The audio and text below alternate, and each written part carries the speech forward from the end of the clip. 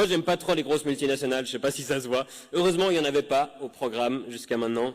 Et après non plus, je crois. C'est quoi Nestlé, je sais pas. Sûrement une start-up. Ça serait quoi de mieux pour parler aux petites et moyennes entreprises qu'une des plus grosses entreprises du monde? C'est bien pensé, c'est Shaquille O'Neal qui vient donner des conseils de stretching à Mimi Mati. On va avoir Peter Brabeck, le président émérite de Nestlé Business Angel. C'est sûr, moi quand on me dit ange, le premier truc auquel je pense c'est Peter Brabeck. Membre des conseils d'administration de Salt, Roche, Crédit Suisse, L'Oréal et ExxonMobil. Les méchants dans James Bond sont jaloux du CV de Peter Brabeck. Ils l'ont mis après moi pour pas que je parle de lui. Oups. Non, il s'était rendu célèbre avec une citation sur l'eau potable qu'on a tous entendue, comme quoi c'était pas un droit humain, mais qu'elle devait avoir une valeur marchande, plus ou moins. Bah, j'espère que pendant son discours, il aura la gorge sèche, comme ça je peux lui amener une bouteille d'eau et la facture qui va avec. Après, il avait corrigé cette citation, il a dit non, c'est pas ce que je voulais dire, tout le monde a le droit à un certain nombre de litres pour leurs besoins quotidiens, mais ça inclut pas laver sa voiture et remplir sa piscine.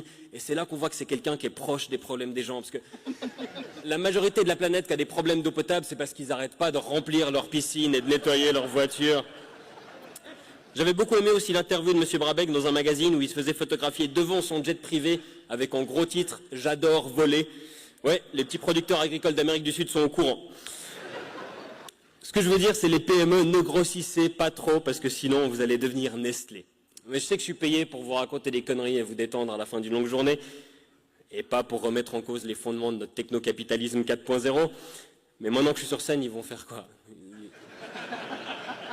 Ils vont pas débarquer pour me tacler et puis me sortir de scène. De toute façon, c'est des journalistes malnutris, ils n'y arriveraient pas. Quoi. Ils passent leur journée à se ronger les ongles et se demander quand ils seront virés pour être remplacés par un robot qui compile les dépêches d'agence. Ils arriveront jamais. Je cours plus vite que Alain Janet, son pantalon il est trop serré de toute façon.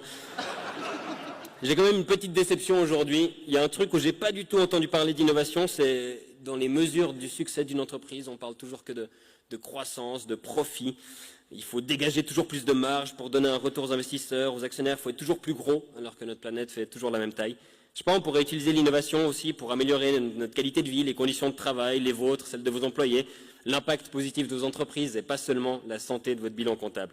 J'aurais aimé entendre un peu plus parler d'économie circulaire, de décroissance, parce que là, j'ai l'impression qu'on va droit dans le mur et que le monde de l'économie nous dit « Eh, on vient de développer une 7e vitesse, c'est génial ». On a une bonne nouvelle, maintenant le mur est connecté et on sait exactement à quel endroit on va le percuter.